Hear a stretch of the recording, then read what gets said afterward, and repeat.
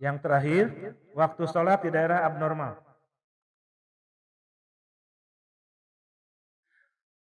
Yang dimaksud dengan daerah abnormal itu daerah yang bisa jadi malamnya panjang atau siangnya panjang atau kadang-kadang matahari itu hanya muncul bisa setengah tahun sekali baru ada matahari. Setengah tahunnya malam terus, setengah tahunnya siang terus. Kira-kira seperti daerah-daerah dekat kutub utara dan kutub selatan. Walaupun di sini penyebutannya waktu sholat di daerah abnormal, itu juga menyangkut waktu saum. Ya kan? Karena waktu saum, kapan mulainya, kapan berakhirnya. Sampai ada kejadian, sahur jam 2, waktu subuhnya jam 3 atau jam 4. Berarti itu panjang siangnya, malamnya pendek. Mohon maaf ini, kemarin ada berita dari anak saya bilang di situ jam sabaraha, ripuh jam 11 beres taraweh gitu. Jam 1 sudah sahur lagi, karena sudah mau masuk lagi waktu subuh. Kuat cetek itu, mentek kuat mata sama, urang diri kararuat pan. Kararuat dirinya mah geus biasa. Jadi ada waktu-waktu yang apa istilahnya abnormal. Yang enak Indonesia, yang enak mah asli. Ya, yang di garis khatulistiwa itu enak gitu. Waktunya teratur lah gitu. Kita saum berapa jam kira-kira dari subuh sampai maghrib? Ya kurang lebih 12 atau 14 jam. Di tempat yang lain bisa 20 jam. Ya kan? Maka bersyukur. Bersyukur jadi orang Indonesia itu. Cara syukuranana nyata milih pamimpin nu baleg gitu. Ya jadi kadinya. Dalam buku Fiqhus Sunnah karangan Syekh Sayyid Sabiq mengatakan ikhtalafal fuqaha'u fit taqdir fil biladil lati yatulunaha ruha.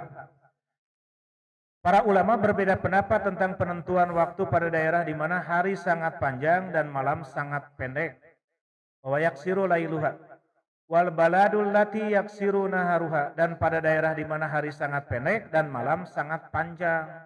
Wa yatulu lailuha ala ayil baladi yakunu. Waktu mana yang harus mereka ikuti? Jadi bagi orang-orang Islam waktu itu sangat vital, sangat penting. Karena hidup kita ini ditentukan oleh terminal. Terminalnya kan kita minimal ada 5 ya. Terminalnya kita hidup, nanti duhur gitu. Nanti duhur ada terminal lagi, asar, dan seterusnya. Jadi waktu itu bagi umat Islam sangat perlu, sangat penting dan sangat utama. Waktu mana yang harus mereka ikuti? Fakila yakunu takdiru alal baladil mu'tadillatil lati waqa'a fiha tasyri'.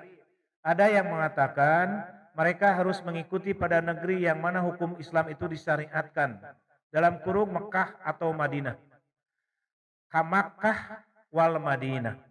Wakila sedangkan yang lain mengatakan ala akrobi baladin mu'tadillatin ilaihim. Ada yang mengatakan bahwa mereka harus mengikuti waktu daerah yang normal terdekat dengan mereka dalam hal hari dan malam. Misalkan begini, ini satu negeri yang abnormal. Jadi ada 2 pendapat. Bagaimana waktu sholatnya? Yang pertama mengatakan, coba mengacu saja kepada Mekah atau Madinah. Yang kedua, tidak usah begitu. Sudah saja waktu terdekat yang waktunya normal. Mengikuti ke sini saja. Nah begitu. Jadi Syekh Sayyid Sabiq saja yang ahli fikih, dia mengatakan 2 pendapat. Rasulullah ditanya oleh sahabat, "Qulna ya Rasulullah, wa ma lubthuhu fil ardi?" Wahai Rasulullah, berapa lama Dajjal?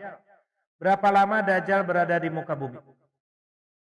Qala Rasulullah mengatakan, arba'una yauman yaumun kasanatin wa yaumun kasyahrin wa yaumu kajumu'atin wa sairu ayyamihi ka ayyamikum.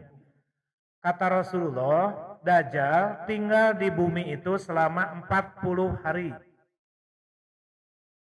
Di mana satu harinya seperti setahun. Satu harinya lagi seperti sebulan. Satu harinya lagi seperti satu Jumat atau satu Minggu.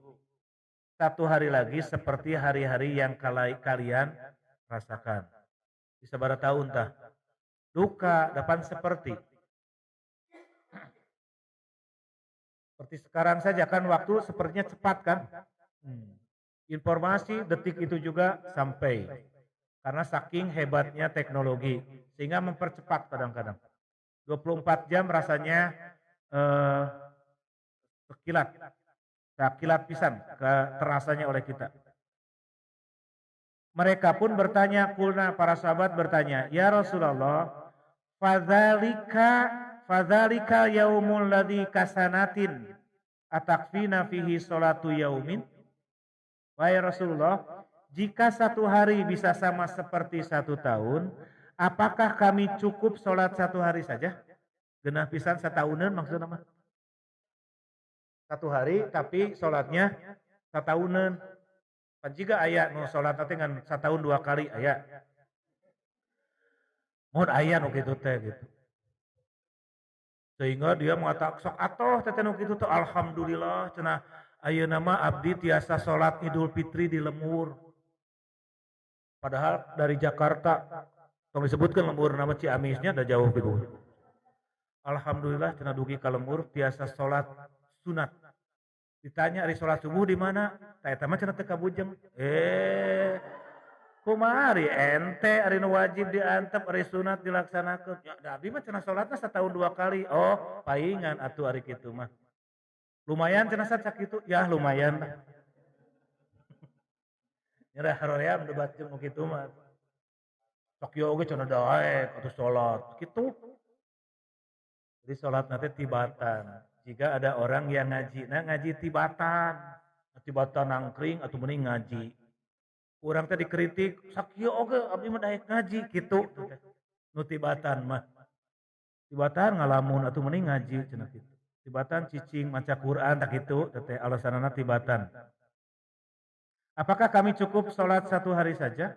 Nabi mengatakan la, tidak. Uqduru lahu qadrahu. Namun kalian harus memperkirakan waktunya. Jadi di piwaran pinter ku Nabi tesok tentukan waktu. Kalau dulu untuk melihat gejala alam itu harus lihat. Begitu ya. Seperti menentukan waktu masuk tiap bulan deh. Hilal. Kalau hilal dulu dengan mata telanjang. Sehingga kalimat Nabi mengatakan apabila kalian melihat hilal, ro'a kalimatnya itu.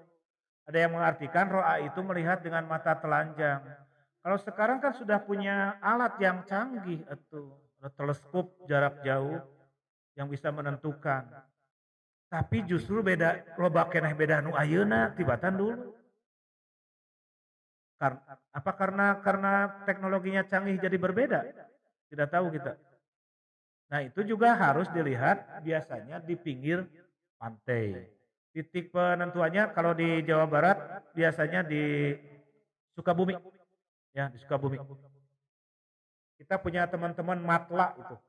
Ya nanti sekali-kali matla disuruh ke sini teman-teman matla. Bagaimana cara menentukan hilal, cara menentukan ini juga kiblat. Sekarang mereka punya proyek untuk meluruskan kiblat masjid-masjid yang ada di kota Bandung dulu. Ternyata banyak yang salah. Karena mengikuti bangunan, padahal harusnya mengikuti kiblat. Karena bangunan mah tengiblat oge, cuma karpetnya yang harus dikiblatkan. Ternyata saya tanya kumaha, banyak jauh gitu. Jadi selama ini kita kiblatnya itu bukan ke Mekah, jika nama ke London atau ke Washington juga sugan. Karena salah kiblat gitu. Silahkan perkirakan, maksud diperkirakan, ro'a di sana, melihat di sana, bil ilmi dengan ilmu.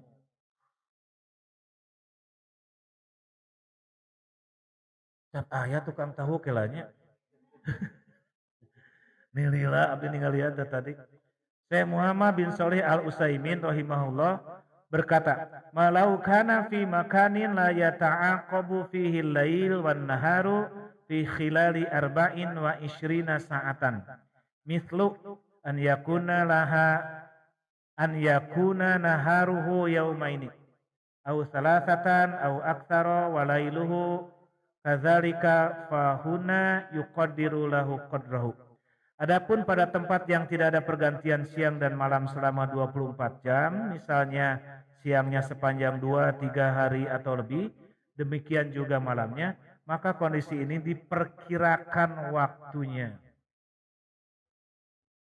Satu lagi, Wahbah Juhairi dalam kitabnya Al-Fiqhul Islami wa Adillatuhu menyatakan bahwa di mana daerah yang mengalami perubahan waktu malam terus atau waktu siang terus, maka waktu sholatnya adalah mengikuti daerah terdekat. Wafil manatiqil mutbiyati wa nahwiya yuqadirunal awqati bihasbi aqrabi biladi ilaihim au bimiqati Makkatal Mukarramah.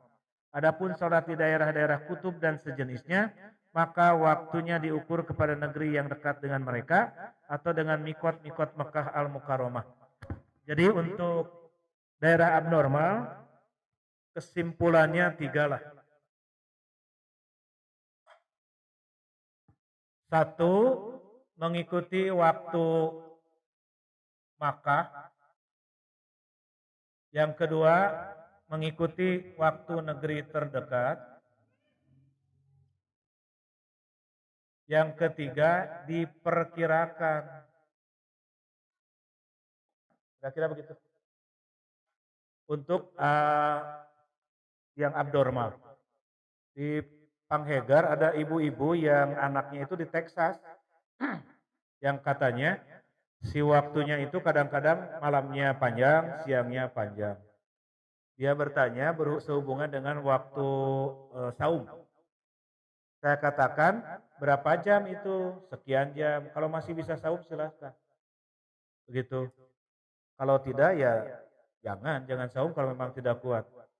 Karena bisa jadi 18 jam, 20 jam. Jadi sesana dengan 4 jam kurang lebih untuk tidak saum. Itu pun dipakai oleh sholat tarawih dan sahur.